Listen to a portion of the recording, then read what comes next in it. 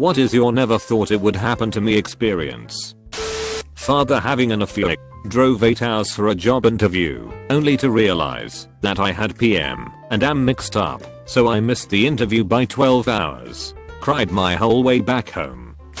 Went to my first club, 16 to 21 year old allowed, on senior week about 2 weeks after turning 18. Met a girl who actually seemed into me. We left and ended up having sex on the beach. Turns out she was 14 and lied to me when I asked her earlier, even showing me a fake ID. That didn't matter to the police, of course. A while back, dated a guy for nearly a year before finding out he was actually living with his real girlfriend of 8-ish years. As soon as I found out, I introduced myself and told her, crying. She just shrugs her shoulders and rolls her eyes, didn't care at all. It was surreal. Fathering a disabled child. As devastating as it is to find out your kid is disabled, it is crazy how it stops being about how it would impact your life and it shifts entirely to how it will impact their future. At least that is how it was for me. Having to go through my dead friend's apartment after he committed suicide. Thanks for sharing your stories. Suicide is so hard because unlike a more natural death, the person doing it just decides to leave everyone. The feelings of rejection and abandonment are hard to deal with. For me it happened last year also. 3 weeks before my college graduation. He had a year left. I even had a seat saved for him for my ceremony. Instead of studying for my exams, I spent the weekend packing the things his family didn't pack. I remember sitting on his ugly plaid couch for the last time. Everything about his death was surreal. He hadn't spoken to his family in years. His fiancée had been having an affair and was pregnant with his younger brother's baby. As Josh was being lowered into the ground, they were making out in the cemetery. His family buried him in a casket from Walmart, and seeing him in it was awful. The mortician's job was botched. You could see formaldehyde leaking from his eyes. It was scary and made my heart ache even more that he didn't have a proper funeral. His mother asked me for recent pictures of him because she hadn't seen him in 5 years. I had a lot of photos and none of them had been used. They only showed pictures of him up until the age of 22. He was 30 when he died. Getting caught cheating on a huge test. You never think you'll get caught cheating if you cheat. You're always supposed to be afraid of getting caught cheating, but because you take those precautions to not get caught, you never actually think it's going to happen. Be honest, if you got caught you wouldn't even know what to do. You would have an idea, but the minute it happens, you can bet your ass that you will stumble your words together, unless you're a certified pathological liar. God forbid it's the SATs or some other state/national test. The odds are against you too. Once they suspect you of cheating, there isn't shit you can say against it besides no, I didn't. And at that moment, you proceed to shit your pants and wait for their verdict on whether or not you should continue your life. 6th grade was fucking rough, man. I was walking in downtown Montreal a few weeks back and someone came up to me on the street and asked if I wanted to buy any drugs. As a kid growing up, I was led to believe this would happen all the time, but this was the first. I never thought I would have a completely healthy and normal pregnancy and then have to deliver a stillborn. I can honestly say that the silence is deafening when you've spent your life expecting to hear your baby cry. Realizing someone I love was part of a shooting. Watched the news for hours. Shooting in Mulhay, isn't that where my sister's name works? Is she working today? 3 dead, 1 expected to be the shooter. Oh well, there's hundreds of people in the mall at any time. Just wonder why she hasn't called us yet. Shooting took place around food court. She works near the food. Cold been anyone though, who knows? Here's pictures of bullet-riddled walls and witness reports. Wow, this is on every news station. It's been a few hours. Where is she? Upper level food court. Oh shit, the only stores up there are hers and some kids shops. No one with a sane mind could kill kids. But he wasn't sane, obviously. You're awful, you're wishing little kids were dead instead of your sister. Every person would, wouldn't they? Takes place in store she works at. Popular store, could be lots of people there. 1 female, 2 male, 1 expected shooter. She works in there. She's a female. Female, early 20s, white, expected to work as at store. That's her exact description. But lots of girls look like that who work there. Then the phone rings. Dropped my phone in a goddamn toilet. It happened last summer. I had that iPhone 4 for 3 years before it finally fell into the water abyss and died. I then finally upgraded to the 5s, which was thankfully half price from the Verizon upgrade price because of the iPhone 6 release. I used to make fun of people who dropped their phones in toilets. I still do, but I used to too. I have a positive one. Graduating high school and college without being on an AdMed. I had it drilled into me by my mother and psychologists as a child that I'd never be able to get through high school, let alone college, without being on medication. I'll admit, my grades could be better, but I'm a 3L in law school, and while school has been hard, I never have to feel trapped inside my own mind, and all my success has been my own. A girl that asked me out. So surprised and didn't know what to do. Turned out, we weren't compatible, and I'm alone again. +1 to life experiences. I was a criminal justice major in college, and then one night I went to jail while tripping on mushrooms and my teacher drove me to jail. A friend of mine, who I had known for half of my life, 14 years, was also my roommate. We are also old army pals. He's very dependent on having a GF, so when he starts dating a new girl, everything else ceases to be important. He's always been this way. A couple of months ago, we are still roommates, but he has stopped communicating with me slowly over the course of a couple of weeks and starts to sleep over at his GF's house more and more often. I go on a trip to Muscle Shoals, Al, with my dad on a Friday and return Sunday evening. It was hot as hell, so I go to my friend's room to see if he might have an extra fan I could borrow. I open his door and all of his stuff is gone.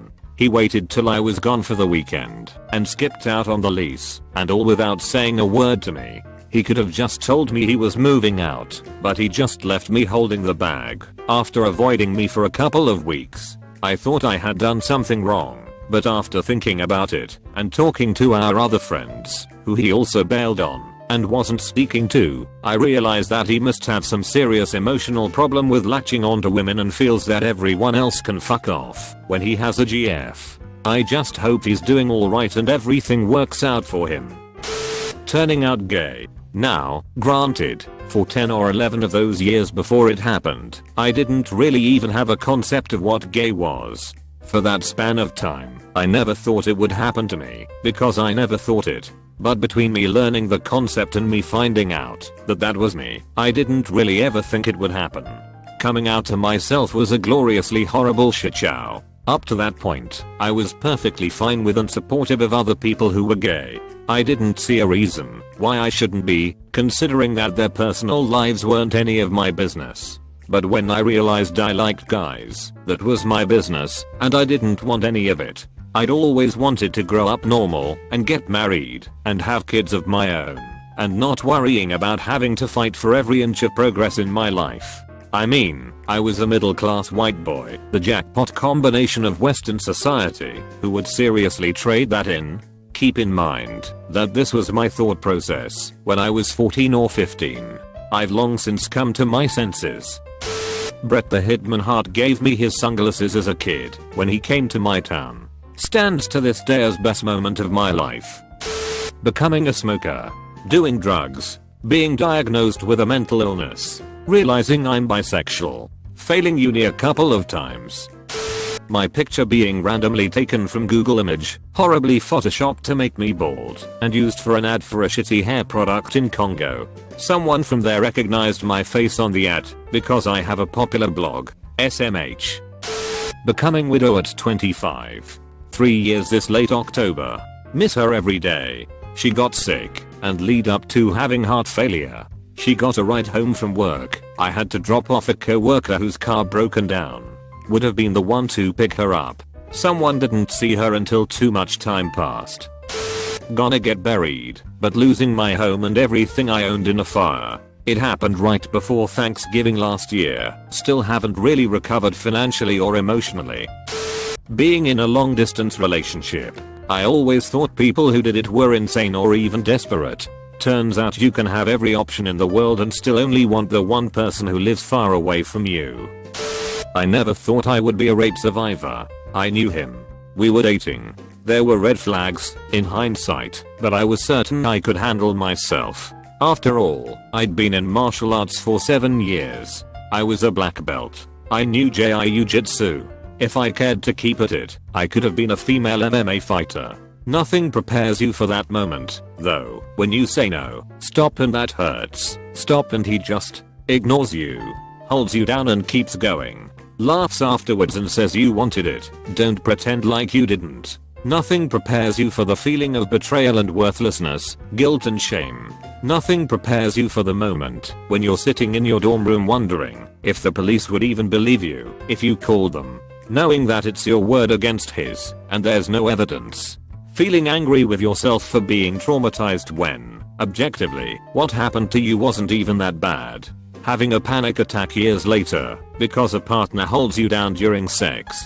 Nothing can possibly prepare you for what a viscerally shameful experience rape is. I won a new bike in 2nd grade during a raffle. I remember I was walking out of school when I heard my name on the intercom saying I won. Holy shit, what a day that was. Right before the Christmas holiday too.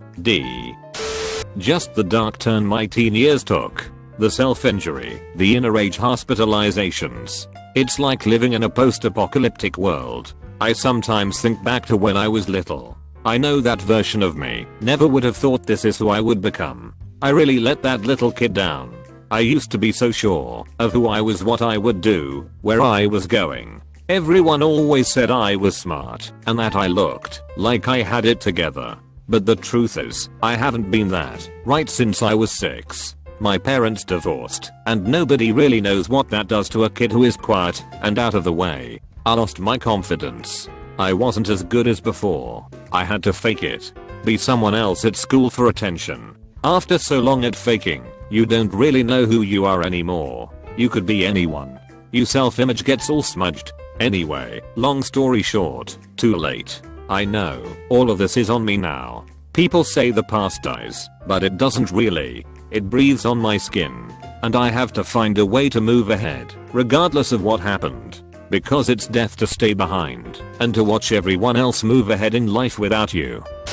That I would lose a lot of my self-confidence. It's a long story, but I'm currently trying to force myself to become better and believe in myself.